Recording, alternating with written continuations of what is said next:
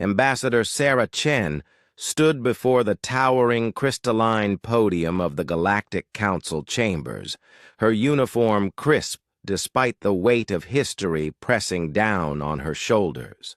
Around her, representatives from 47 different species watched with expressions ranging from smugness to barely concealed hostility. The air recyclers hummed with alien frequencies, processing the diverse atmospheric needs of the assembled delegates.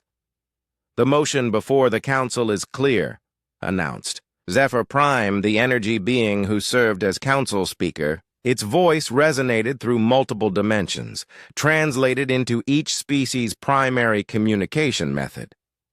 Humanity's expansion must be curtailed. Their aggressive terraforming and rapid colonization threatens the established order. Sarah's jaw tightened. For 300 years, humanity had been the newest members of the Council, constantly reminded of their junior status. Every proposal blocked, every innovation dismissed, every achievement minimized. The other species had grown comfortable in their stagnation, content to maintain the status quo that had persisted for millennia. "With respect, Speaker," Sarah said, her voice cutting through the chamber's ambient noise, "humanity has followed every regulation, respected every boundary, and contributed more to galactic prosperity in 3 centuries than most species have in 3 millennia." A harsh clicking emanated from the Vrak delegation. Ambassador Thex Cole, his chitinous frame gleaming under the chamber's artificial light, spoke through his translator unit. "Humans breed like parasites and consume resources at unsustainable rates. They must be contained." Murmurs of agreement rippled through the assembly. The Etherian representative, a being of pure thought housed in a mechanical shell, added its voice to the chorus. "Their military expansion concerns us. No species requires such aggressive defensive capabilities." Sarah felt the familiar burning in her chest, the same fire that had driven her ancestors to reach for the stars when others said it was impossible. She thought of the colonies humanity had built from lifeless rocks, the technologies they'd developed to heal worlds scarred by ancient wars, the medical advances that had extended life for dozens of species who had previously suffered in silence. "You speak of our military," Sarah said, stepping forward. "When the Zephyrian plague threatened to wipe out half the Outer Rim, who developed the cure? When the Nexus pirates attacked Trilarian shipping lanes, who drove them back? When the dimensional rifts began tearing apart the Kepler sector, who sealed them?" "Irrelevant," buzzed the insectoid hive queen Vratix. "Humanity's potential for violence outweighs their contributions. The motion stands." Sarah looked around the chamber one final time.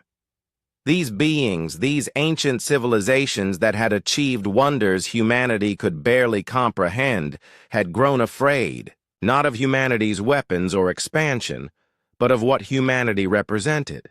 The possibility of change, of growth, of refusing to accept limitations.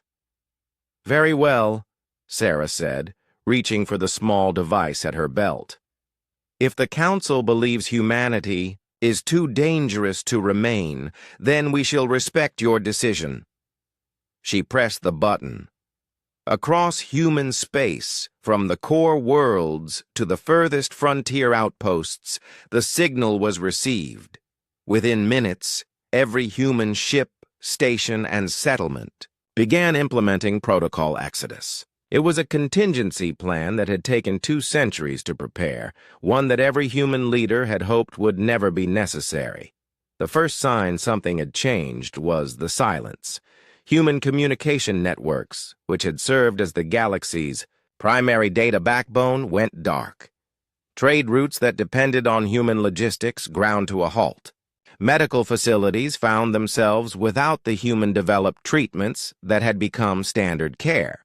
On Earth, The massive orbital shipyards that had produced vessels for dozens of species powered down. The terraforming equipment that had been leased to struggling colonies was recalled. The defensive grids protecting vulnerable worlds went offline as human crews departed. What is the meaning of this?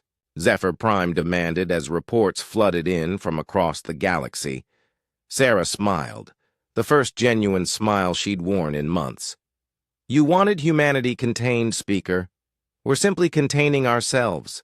Every human citizen, every human asset, every human innovation is being withdrawn from galactic space. This is economic warfare, Thexcol chittered angrily. This is compliance, Sarah corrected.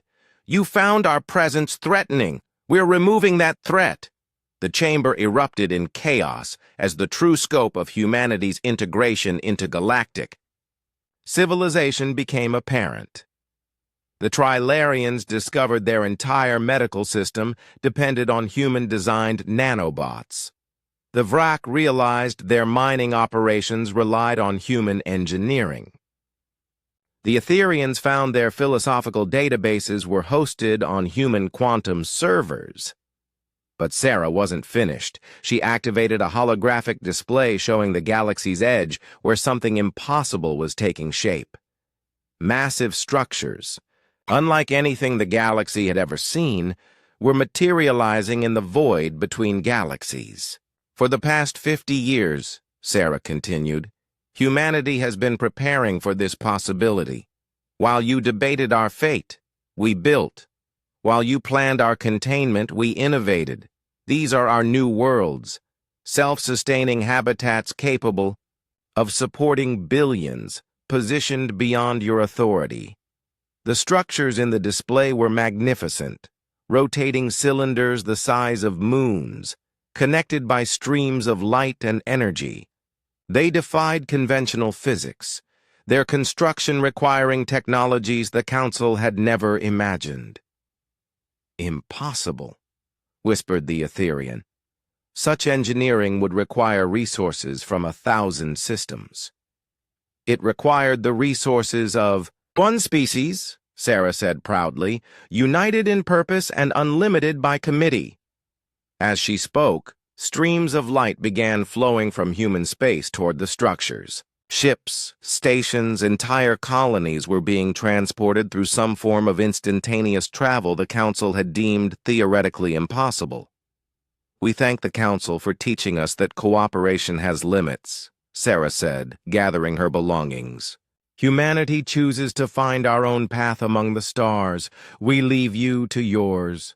She walked toward the chamber's exit, her footsteps echoing in the stunned silence. At the threshold, she paused.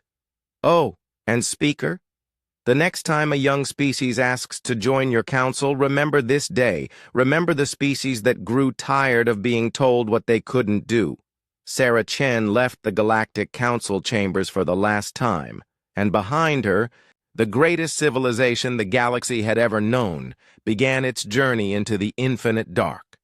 Not as junior members of someone else's order, but as architects of their own destiny. The cosmos would never be the same. Within a year, first contact. Protocols across the galaxy were rewritten.